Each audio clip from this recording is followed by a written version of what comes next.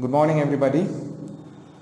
So, in this particular situation, we are left with no other option but to discuss our class, take our class in this format, and I hope it will be of some help to you. And perhaps this is the first experience of mine as well as of yours. So, let us just get into the business. So, the last class, perhaps the prokaryotic translation was discussed. This class, what I am going to do is that I will be taking eukaryotic translation and simultaneously I will be comparing it with the prokaryotic one, and at the end, right, when I will have a sort of column of differentiation between the two processes and try to give as much as input to you as possible. Fine. To start with the class, let us just define the objectives. What are my objectives? The objectives of my class, at the end of the class, my students, you are my students, what you are going to do is that you are going to at least explain briefly all the process related to translation, the process which is divided into initiation, elongation, and termination. Right? Second objective of my class is that the difference between prokaryotes and eukaryotes translation, right?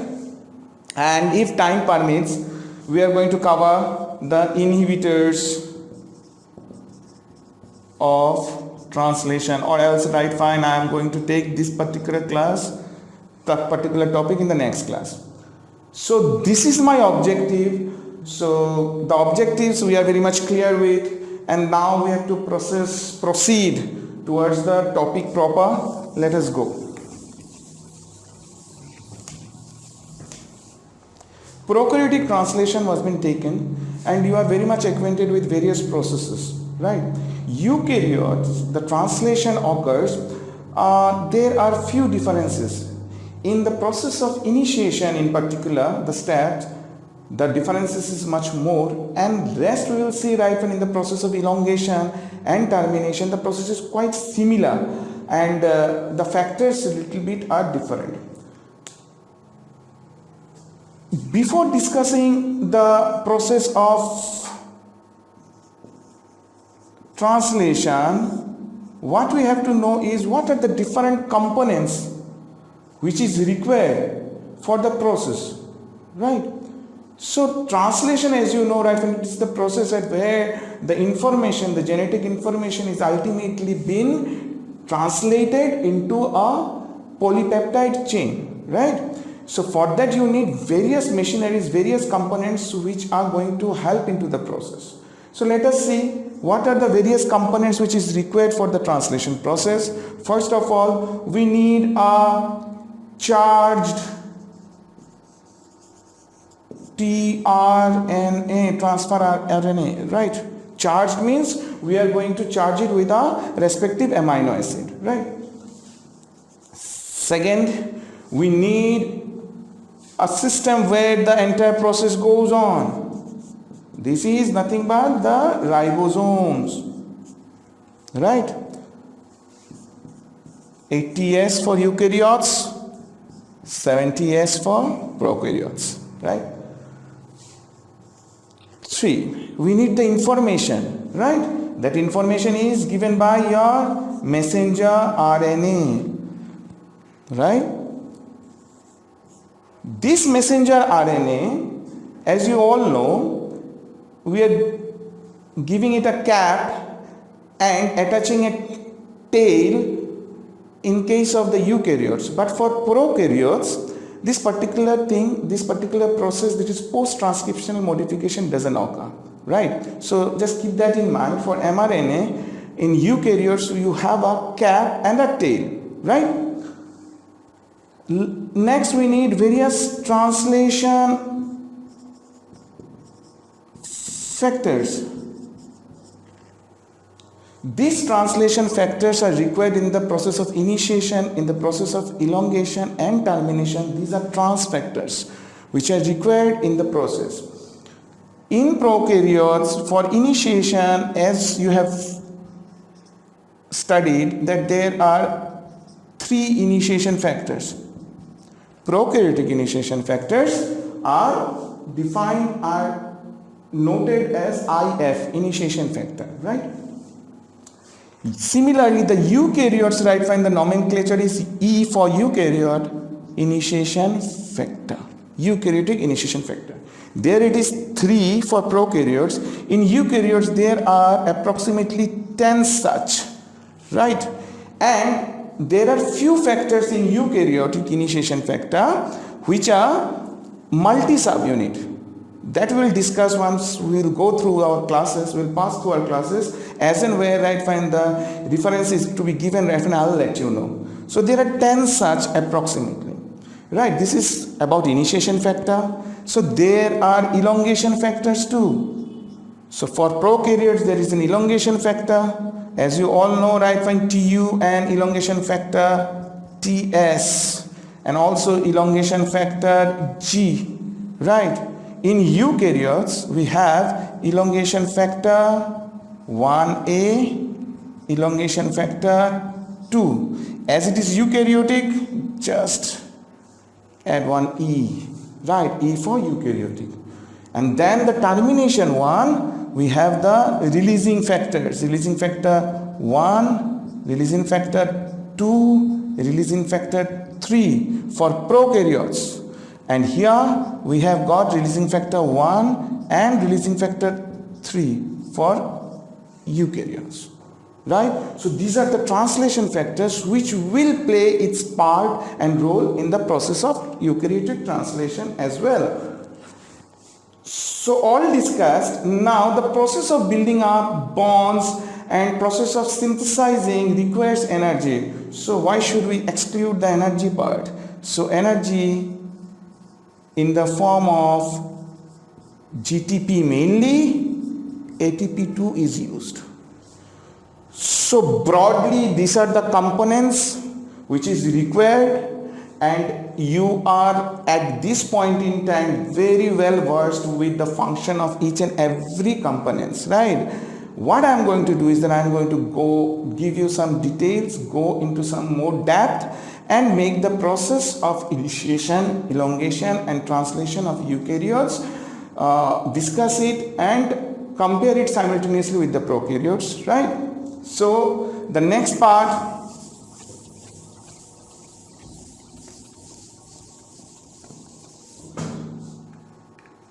the process.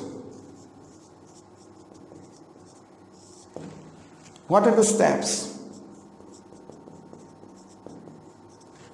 I said you, the first component was charged transfer RNA. The transfer RNA has to be charged with a specific amino acid, right?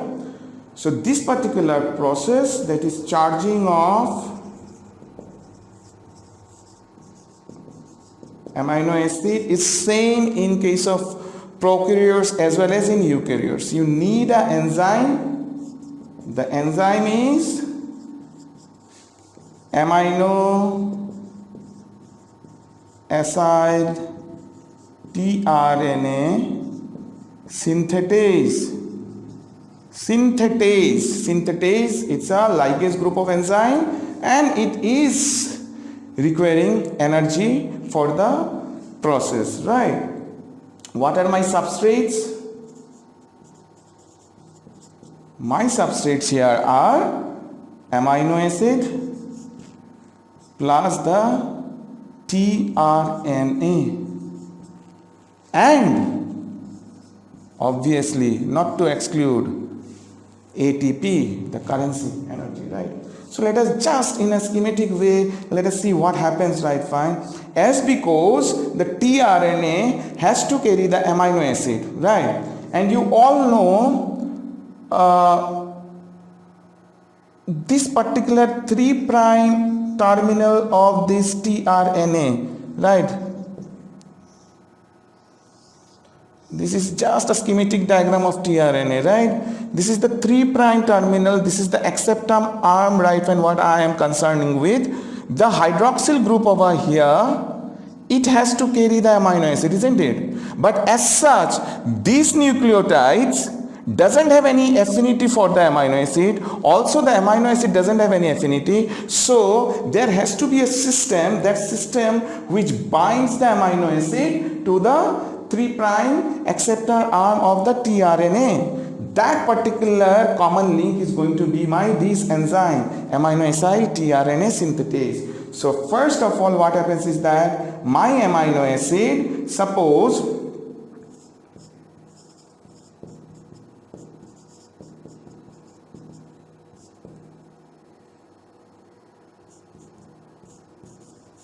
this is one amino acid, right? It will be acted upon by the enzyme. That enzyme is amino acyl tRNA synthetase, right? And the ATP. This is going to give me an intermediate in this reaction, that is the enzyme plus this is the adenosine, right, linked with this adenosine linked with this phosphate. Basically what I am drawing is that AMP, right? Here pyrophosphate is liberated, ATP pyrophosphate liberated, the AMP portion is there. This is going to form a bond, a ester linkage with the amino acid. So this is my enzyme, amino acid, AMP intermediate.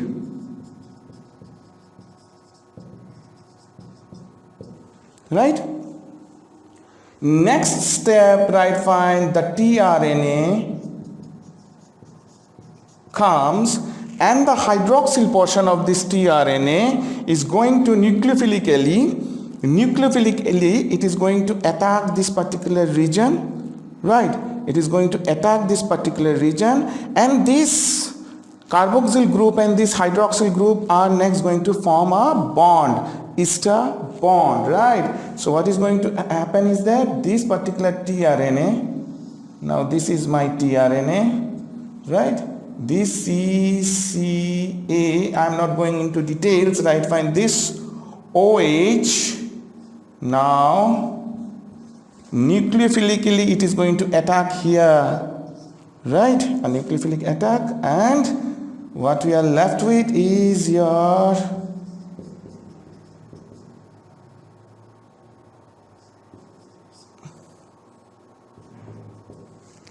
this is my amino acid, this is the alpha carbon, this is the R group, this is the carboxylic acid, and it forms a ester bond. So this tRNA is charged up with a specific amino acid respectively. So this is the first step, the charging up of the tRNA, charging up of tRNA.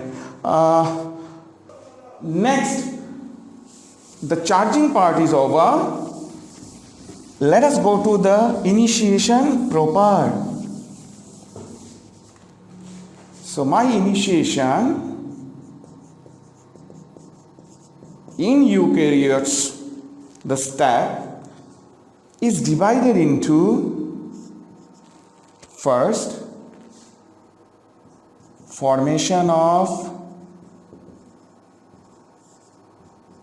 ternary complex, second formation of 43S pre-initiation complex, then same formation of 48S initiation complex, and then here formation of 80S initiation complex. So these are the 4 steps in which I have divided my initiation step, right? The initiation step I have divided into 4 steps. Let us just see each and individual step. What does it mean, this ternary complex? What is this ternary complex? What is this 43S pre-initiation complex? What is this 48S and 80S?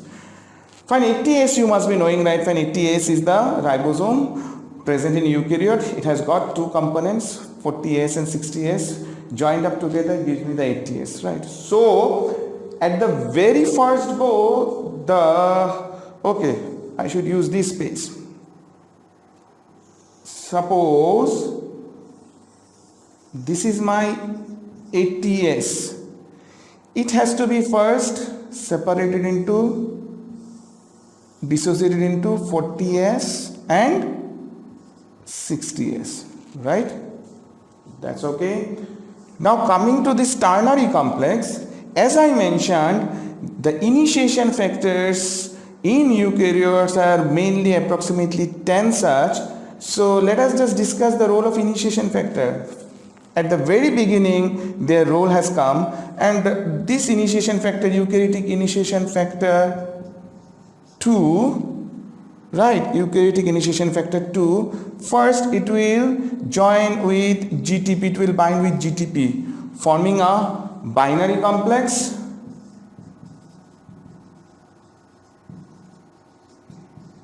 and then this binary complex is going to get itself associated with the amino acyl tRNA, the initiator amino acyl tRNA. In case of eukaryote, it is methionine tRNA, and for prokaryotes, it is formylmethionine tRNA. You know that in the case of prokaryotes. Now what is this going to do is that it is going to form a ternary complex. Let us just draw it quite clear and give it some color. It is all black and white, I suppose. Here I'm giving some color to it. It is your tRNA, right?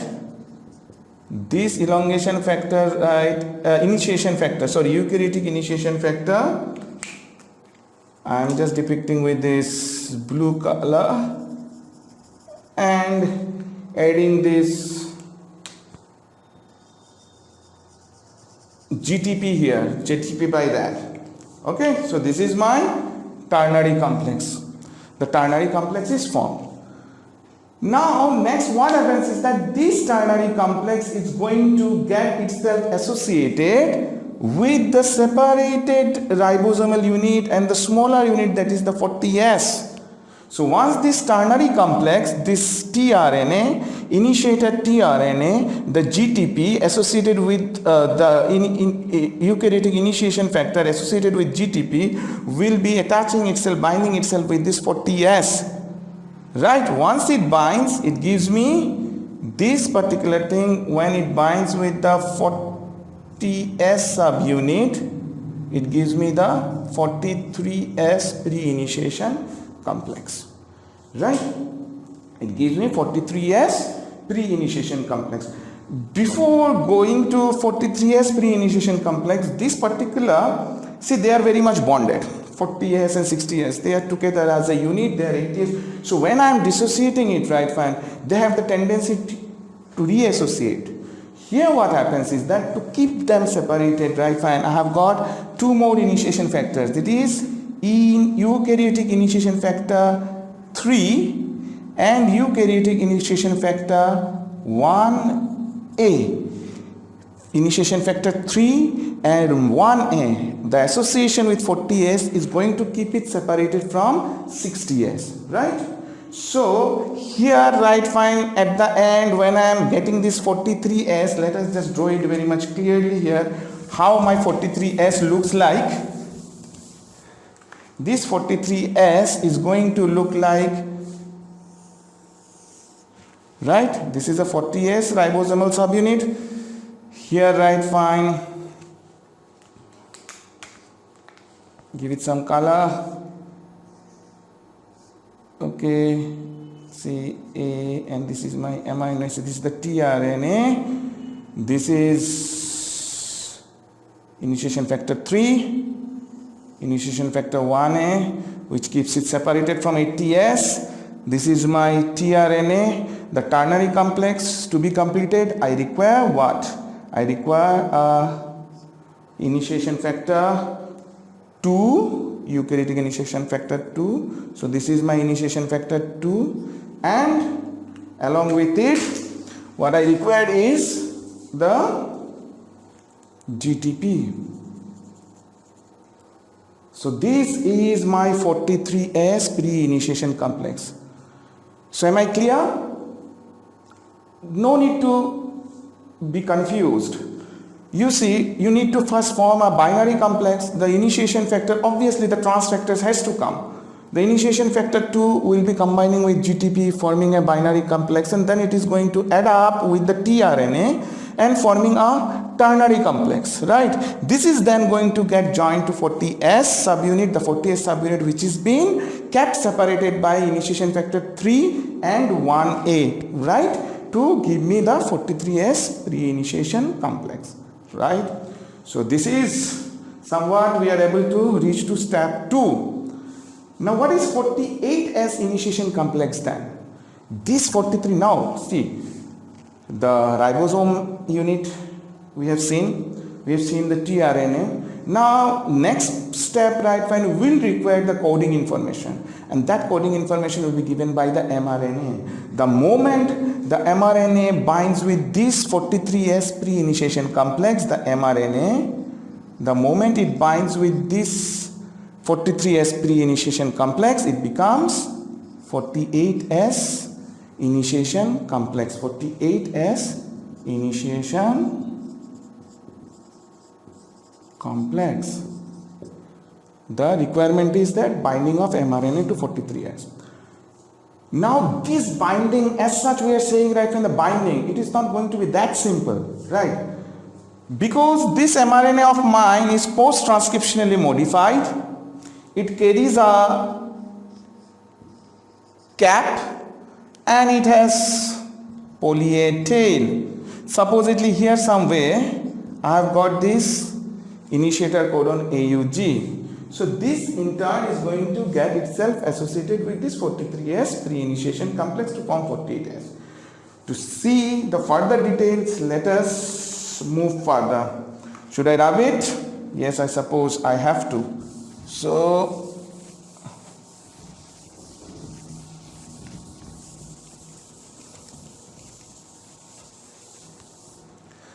now this mRNA, before binding with this pre-initiation complex, right, this is my pre-initiation complex, right, it has to prepare itself, it has to get activated. Suppose this is my mRNA, this is the 5' end, this is the 3' end, the coding mRNA obviously, this is my initiator codon, okay, it is wearing a cap over here, and here there is poly-A tail. First of all, what happens is that here the cap binding protein is going to come, cap binding protein, and it is going to bind in the cap, that cap which carries 7-methyl guanosine, right? What is that cap binding protein? Cap binding protein is nothing but eukaryotic initiation factor 4F. This 4F is composed of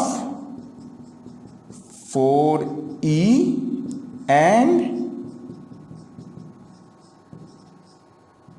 4G, 4A. So this is the cap binding protein, which is eukaryotic initiation factor. Okay, so I think I should write it in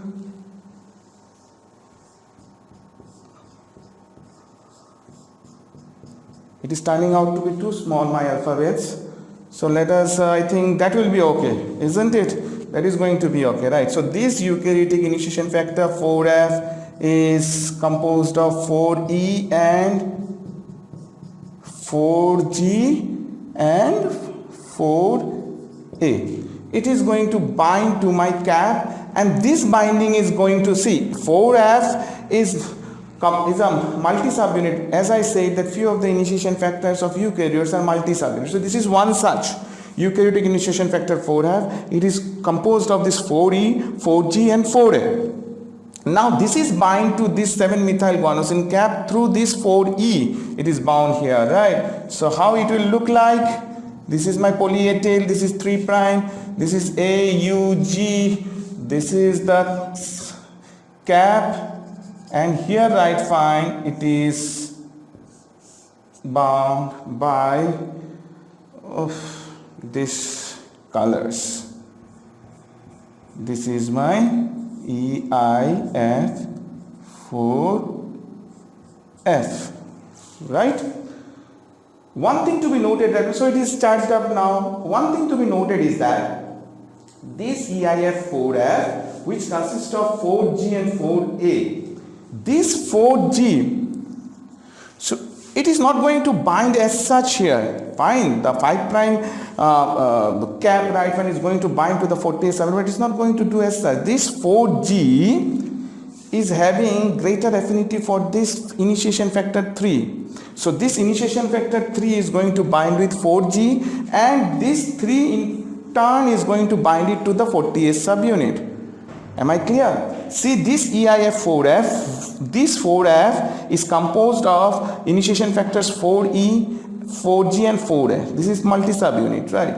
So this particular 4F will be attached with the cap through its 4E component, right?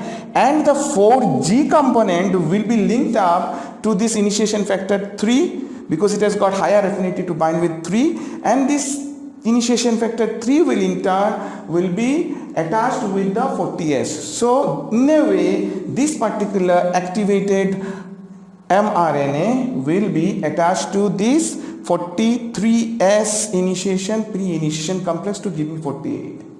So let us just complete the diagram. What happens here is that, okay, this is my 40S, right? I brought inside my mRNA 3 prime, 5 prime, AUG, right? And here there is 3, 1A, this amino acid linked, right? Here we have initiation factor 2, right, and the GTP here,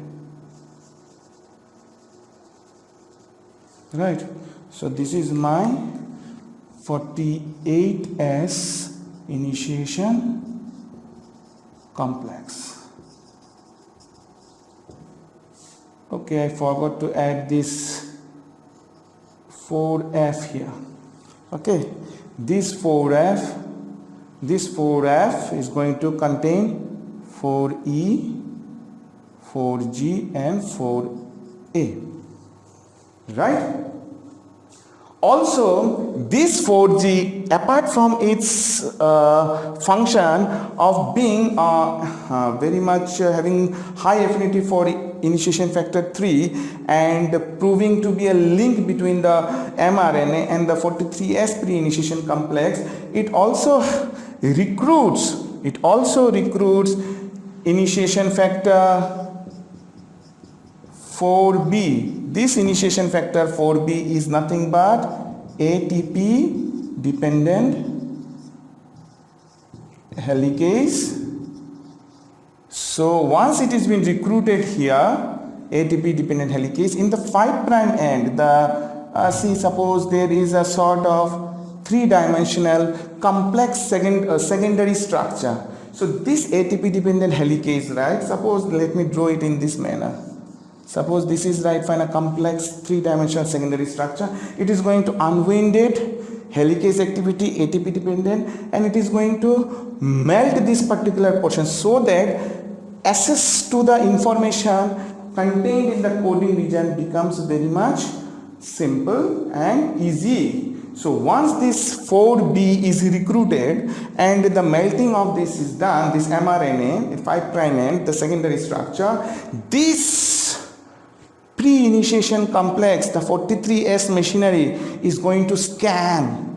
Why it is going to scan? Because it is going to find out the first AUG, the initiator codon, so that it can attach itself the tRNA with its anticodon, the initiator tRNA, which is with its anticodon, can attach with the initiator codon AUG, right? So this is how the 48S initiation complex is formed. Now we have learned right from our transcription, post-transcriptional modification chapter, that poly A tail also takes part in the initiation of translation. How this is done? So let us just give a brief right fine. I am not going to extend my discussion bit. So this poly A tail, suppose this is my A tail, poly A tail, this will be bound by your poly A tail binding protein, right? And this poly A tail binding protein, this is the 5' end, this is the 3' end, will be linking itself up with the 4E and 4G component of the 4F cap binding protein, right? Forms a circular structure. This poly A tail will be bound by poly A tail binding protein, and this will get attached with 4E and 4G component of 4F. So a circular structure mRNA is formed, and this is going to guide the 40S, the incoming 40S, towards the 5' end. So this is the function of poly A tail in the initiation of translation, right? So this is how the 48S initiation complex is formed. And this 48S initiation complex once formed, the scanning and to identify the first AUG, the initiator codon, is done. Mainly the basis is to attach the tRNA, initiator tRNA, to the initiator codon, right? So the next process here, the same thing is going to happen. This is my 40S. This is my, now the scanning is done. This is the 4F, right? So this is the 3, this is the 1A here. This is AUG. So my tRNA, initiator tRNA, has recognized the AUG. So how it has recognized? The first AUG sequence, right, is the initiator codon. It is recognized. In eukaryotes, this AUG is not mainly identified by this Kozak consensus sequence. Kozak consensus sequence. What does it mean? That in and around this AUG, there will be, in and around this AUG, okay, writing here, I suppose, right, fine, you won't be able to understand. Let me just write it here. This AUG will be surrounded by few nucleotides like GCC. So it is -3, it is +4. So the surrounded, it's 1, 2, 3, -3 +4. So at -3 position, surrounding this AUG consensus sequence, there has to be a purine, and at +4 there has to be a guanine. So this is your Kozak consensus sequence. Kozak consensus sequence, right? So basically my 48S initiation complex is formed. Now what I need is that, I need the formation of 80S initiation complex. My initiator tRNA has joined with the initiator codon. Everything's done. Now I have to form 80S initiation complex. So the 80S initiation complex will be formed, as I said, these 3 and 1A were keeping the two subunits 40S and 60S dissociated.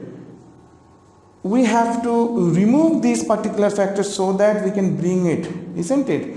Bring it, right, fine, together to form the 80S. So next step what it is going to do is that this particular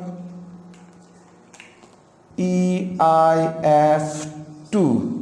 right, which was having GTP associated with it, we are going to hydrolyze it.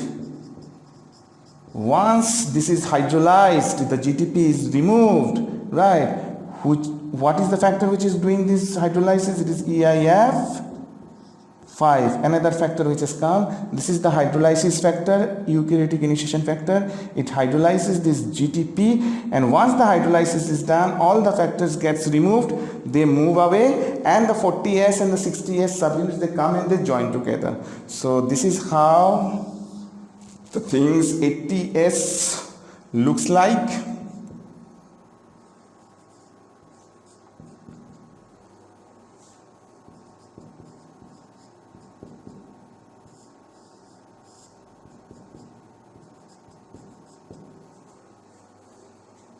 All the factors are liberated, the 2 gets liberated, the 1A gets liberated, the 3 gets liberated, all the factors, they are liberated, right? Now here it is left with the initiator codon AUG linked up with the initiator tRNA, right? And 40S and 80S are joined together. This is my 80S initiation complex. This side where it is linked up is known as the P site. This side just adjacent in the upstream region is known as the A site, and this side just downstream is known as the E site. P site means peptidyl site, A site means amino acyl or acceptor site or amino acyl, and E is the exit site, right?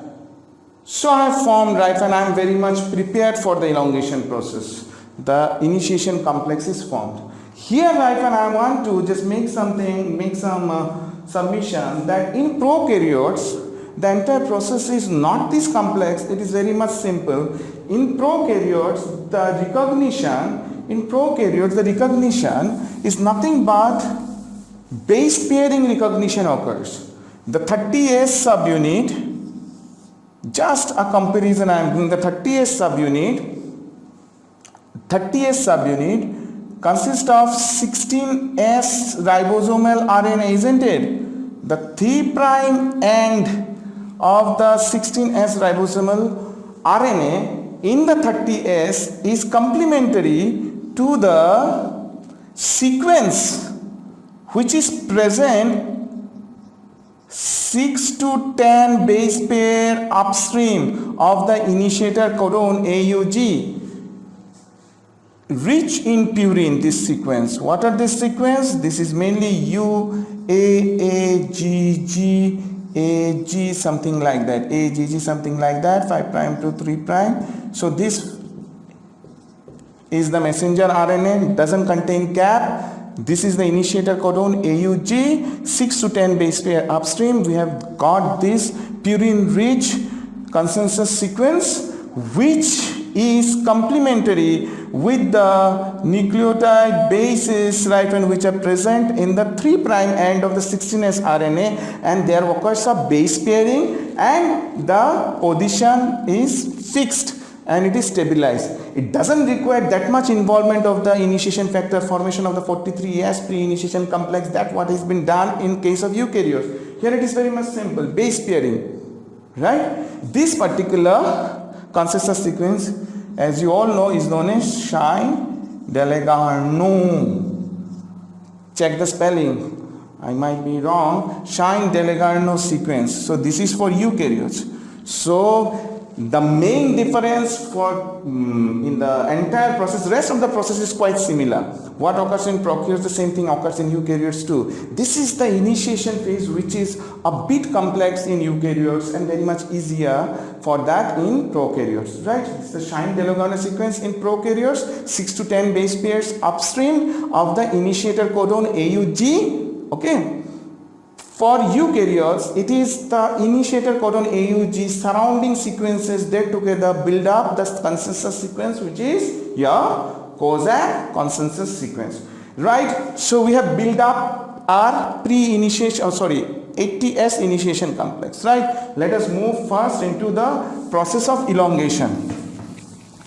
Before going to process of elongation, the entire thing, right? Fine, let us just see the slide depicting. Just see the slide depicting here. Here you see this was my larger unit 80S. Now EIF1, initiator factor 1 and initiator factor 3, they have come, they have just put these two units separated, right? And then rest of the factors, this 1A and 3, 5 has come. 5's role is going to be later on. As you have seen, the 5 is the hydrolyzing factor. It hydrolyzes the GTP bound with the eukaryotic initiation factor 2, and as a result all the factors are going to get detached, 3 and 1A, and the reassociation occurs, right? You see, now this is the ternary complex. This is the ternary complex. Eukaryotic initiation factor 2 linked up with GTP and the tRNA, methionine tRNA, initiator methionine tRNA. This is going to come, this is going to join, and 43S pre-initiation complex is formed, and simultaneously you see this side, the mRNA is getting charged up, activated. You see the 5' cap linked up by 4G, 4A, right? E, G, A, together they are nothing but what I said. Together they are eukaryotic initiation factor 4F, right? This G has got a very much high affinity for this factor 3, right? It is going to attach itself with 3, and this 3 in turn is going to attach itself with the 40S subunit, right? So this is how it gets attached, right? Now this particular 4B, which is recruited, this 4B is nothing but ATP dependent helicase. It is going to just make this complex secondary structure simpler, right? It is going to melt it up, and as a result this particular pre-initiation complex is going to scan the mRNA to find the first codon, initiator codon AUG, the Kozak consensus sequence, right? Okay, the next slide, let us see the next slide in a different way. Okay, fine, this is the same thing being explained, right? Fine, I'll give you just 2 minutes or 2 minutes just to look at it. You see, let's say the things, the picture, you can get it in your book. You see the same thing, the dissociation, then the association of 3 and 1A, right? Methionine, initiator methionine has come. The mRNA which is activated over here, you see here it is quite yes, very nicely given, 4F cap, right? This 4F consists of 4E, 4G, 4A. You see here, this is a multi-subunit, right? It has come, it is joined here, 43S and then 48S, and then the scanning occurs and this first codon AUG is detected and the base pairing with the anticodon arm of the tRNA occurs, and ultimately this eukaryotic initiation factor 5 is going to come and it is going to hydrolyze this GTP which is attached with this T. Once the hydrolysis occurs, the factors, they are liberated. You see, these are the factors, they are liberated. As they are liberated, now there is no eukaryotic initiation factor 3 and 1A to keep the two subunits separated. So the two subunits come together, they join and form the ATS initiation complex. Next slide.